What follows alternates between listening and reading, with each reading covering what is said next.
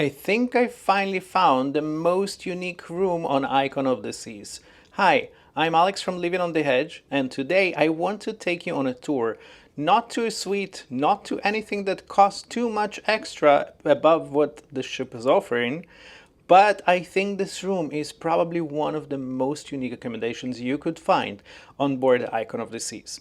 I will show you the room first of all, and we will talk after this walkthrough about the special thing that this room has to offer, and you can tell me what you think about it, if it's something for you or maybe it's something you should avoid. So of course, as always, grab something nice to snack, perhaps a drink. Let's begin.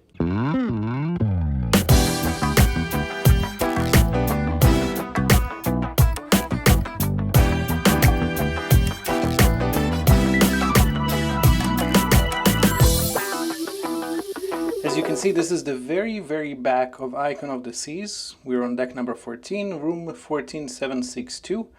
And this red section, the red square, is where this room is. So it is the most corner end of deck 14. Very much back, and there's a lot to talk about that. But let me turn you around and we'll explore the room before everything else. So first of all, as you enter, as you can see, we have a very tall mirror right here. It is a good location for it because it's right before you leave your room, so you can see how you look like before you want to be dressy and fancy. But what I like is that right next to it, we have the thermostat. The thermostat is one of the newer, the smarter ones, of course, as you probably saw before on Icon and Star of the Seas. Not only that you can configure the temperature from Fahrenheit to Celsius, but you also can configure the modes, the moods of the room. As you can see, we have morning, evening, sleep, movie. I don't recommend necessarily to use the sleep mode simply because that probably will turn your AC during the night. But other than that, I really enjoy this feature, which is also available from your app. So on your Royal app, you can configure your room to your temperature and your liking. So as we enter, first of all, the living space, we first of all have the sofa right here. In this configuration of this room, the sofa is closer to your entryway with the bed being pushed a little bit further away. Now, right across from the sofa, which is, by the way, I would say it's easily a three-seater, probably not the most lounging three-seaters. Two can definitely share the space. For three, it's comfortable just to sit. But across from the sofa, we can find some additional storage, and of course this multifunctional desk. Before we explore the desk, we have this corner shelves here with a lot of stuff that you see on top. Those are part of the crown and anchor, and I'm very appreciative for that. But the good thing about this tiny table is that it actually can be moved around the room to your convenience. So if you would like to have it maybe next to your sofa or next to your bed, you can definitely move it around to whichever location you like. Talking about the desk, I first of all really enjoy this mirror. I like how pre-lit it is. It brings a lot of light when you're using it. Even though it's so bright, it doesn't really make the whole room brighter. So I would say it's more ambient light, but still, at least it's enough for me for what I need, even for vlogging. I'm not sure if it's enough for makeup. Well, I don't know. You tell me if you like the light in this mirror or not. But right underneath, we have plenty of storage space. We have, first of all, well, of course, we have this chair here. We have pull-out drawer here with some book. It's kind of like an accent book about the art on the ship. Right next to it, we have 3 additional drawers. In this one, we can find the breakfast menu, the minibar menu. Minibar is not included with those rooms. So the menu is right there to show you the pricing. Underneath, we have a little bit deeper shelf drawer right here, and very similar in size, another one right here. Next to it, another drawer right here. This is where you will find your hair dryer, your napkins. And right below, we have a door with a fridge. Again, as mentioned before, the fridge does not come pre-stock. Everything inside is something that I ordered, but it's definitely there for your convenience to use on the ship. Speaking about this desk, I would like to point out that on top of this desk, we have quite a few charging options. We have US plug right here. We have 2 USB plugs right there. We also have European, and we have additional 2 USB plugs right here. So definitely, actually, those are USB-C. So yeah, this is very kind of modern. I really appreciate it for anything you might want to charge or for any devices you brought on board. That's very nice to have. Let's go ahead and explore the sleeping area. This is our bed. It is set right now, as you can see, for what they call the Royal King, which means basically two single beds pushed together. We have nightstand on this size. This one is movable and can be moved around again around the room for your needs. It's just basically open space with, I would say, two shelves. We have USB plug right here, so you can charge your phone or whatever you would like. And of course, you have the reading light. Now on the other side, let's go this end. This one does not really have a nightstand that you can move around. It just has this one shelf here, but it also has, in addition to the USB plug here, it also has US plug. So if you need that, perhaps for the sleep app machine if somebody brings or something of that kind, you definitely can use that. Let me turn you towards this end, and you can see that right in front of the bed we can find our TV. The TV, I will say, is approximately 60 or 65 inches or so. I like how ambient the frame around it is. It makes, again, the whole room kind of very, very homey and welcoming. Now, in addition to the whole storage we explored so far, there's additional shelves here. So in this frame next to the TV, we have 1, 2, 3, 4 shelves.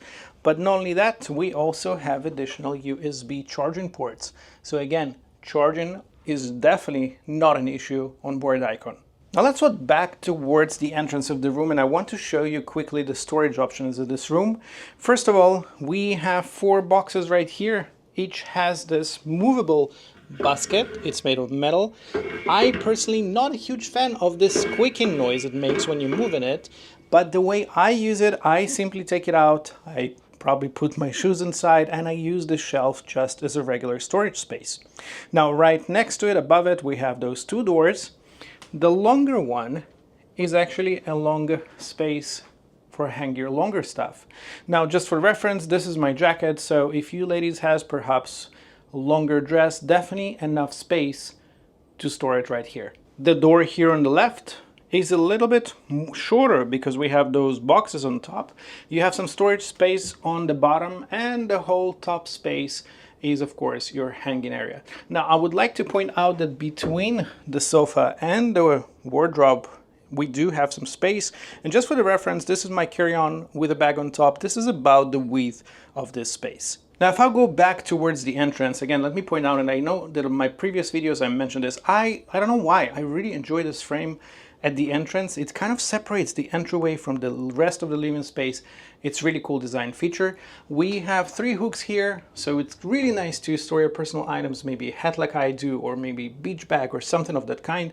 But that mirror where we talked about when I entered the room, if you open it right here, it reveals some additional storage. So this whole space is extra shelving. Those are definitely not deep shelves, because this is my hand, that's about the size of the shelf. It's nothing too big, but it's useful for your personal items. I don't know, maybe perfumes, maybe lotions, maybe small stuff, socks, things of that sort. This is also where you will find your safe. The safe is definitely not big enough for your laptops, but it is enough for passports, jewelry, small things of that sort. Time to check our bathroom. The bathroom door, by the way, as with most Royal Caribbean new ships, does not really have this handle that you turn up and down. It's a magnetic door, so we just open and close it like so. It can be a little bit louder if you do it during the night, so just be courteous not to wake up your people or friends who you're sharing the room with. But let's explore the bathroom. So in the bathroom, this is, first of all, this is of course your commode. Right next to it, we have few shelves right here. Very interesting location of those shelves. Now, if I turn you around, this is where you will find your vanity. So of course we have some shelving here on the bottom. We have 3 shelves. We also have this drawer right here. If we pull it, some additional storage. And right on top, it's a single sink, of course. We have a mirror, it's a pre-lit, with 3 small shelves right here, and also 2 charging plugs. Now turn you around, as you can see, this is a walk-in shower, and this shower has been spoken about quite a lot. It is pretty spacious for the bathroom, for the balcony room. It is not a suite, but yeah, it is very, very spacious inside. As you can see, we have a bench on this end. We have, of course, 2 hooks here to hang your personal items. Now, Icon does not have any pull-out rod for your drying options for your, for example, maybe bathing suits, so you're definitely going to use those. On top we have some towel rack, and right across it we can find of course, the handheld shower. The shower head is pretty simple, pretty basic. There's nothing really to write home about. The pressure, we will also talk about the pressure in the shower, just so you can kind of be ready for that. And of course, we have this all-in-one Salt plus Breeze double duty that Royal Caribbean provides. Not personally a huge fan of those, but yeah, it's definitely here. You have two shelves here for personal items to store, but not to forget, you also have this safety rod here just to hold while the ship potentially moving when you're taking a shower. Now to the last portion of actually what is the highlight of this room, and this is the balcony, because as mentioned before, this balcony is facing the very back. Let me show you what it is. So the balcony here is pretty spacious. As you can see, we have two chairs. We have one armchair right here with extending out kind of like chase, and the same thing of course on the other side. We have a coffee table here. But the space of this balcony is definitely bigger than the normal balcony on board the Icon, simply because it's located on the very back. Let me walk towards this end so I can show you how it looks from this side. So the space is definitely very generous in size. Now, what is very interesting that we have this door right here, which cannot be opened, but behind this door, let me extend my arm so you can see, is basically this space, which is pretty much that space. They don't really open it and it's not there for you to use, but it's definitely there on the ship. And this is, by the way, the view right now from Miami, from the port, with Norwegian Luna right here, but this is the balcony. So this is the room, and I'm sure that you would agree with me that the room itself is pretty much similar to what other rooms and accommodations looks on board the ship. The balcony, though, it's very nice because I like how it extends back. I like how it's a little bit more covered, so there's a little bit more shade there. But there is nothing that really disrupts or obstructs your view, so that's very nice. But there is this one thing that we were constantly talking about that I think it's really worth the special attention. Let's talk about that. Now, in order to talk about that special thing, you probably noticed it already. A little bit after sailing out, I did ask my room attendant if it's possible to open that door to that extra space on my balcony. And to my surprise, he actually says yes, no problem. So let me show you actually how it looks like with this door open. So I'm back on the balcony. As you can see, we are on Coco Cay. The view is beautiful, everything is great, but here it is. This is the open door to that section. So as you can see, it actually makes your whole view much wider. But now you can actually exit to that extra space, and let me show you how that looks like. This is the extra space, and this is all our space to just enjoy, but you also have this hideaway pool that's right next to you, so not too private. And you have, of course, the extra views. But yeah, your balcony becoming much wider, much bigger, and you can choose basically if you would like to hang in this space, which is just yours, definitely quieter, or you would like perhaps to go to the outer area, I call it the party zone on your balcony, and just enjoy that. So as you can see, this is definitely a very unique feature. I don't think there's many balconies on board a ship that can actually offer that extra space and extra area you can hang in your balcony, especially not in a suite. This is just a regular ocean view balcony. Now there are two of those in the whole suite, which is basically one on this section, one on the other side, and I'm posting here the numbers of the rooms. Now a few things that you do need to know about this room. First of all, as you saw, the location is incredible, but the location is also in the very end of the ship. The ship is very big, which means that there's quite a lot of walk in order to get to and from your room.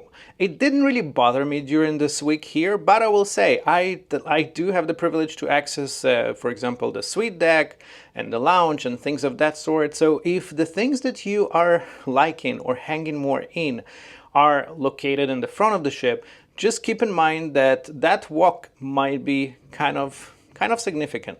Now, another thing that you need to know is about noise in this room, and this is something that actually deserves special attention. Before talking about my personal experience, I will say that before booking this particular room, I have read several reviews and comments. People who stayed here in the back mentioned that sometimes those rooms are shaky and they couldn't sleep at night. So I will say, that did worry me somehow, and I wasn't sure what's going to happen here.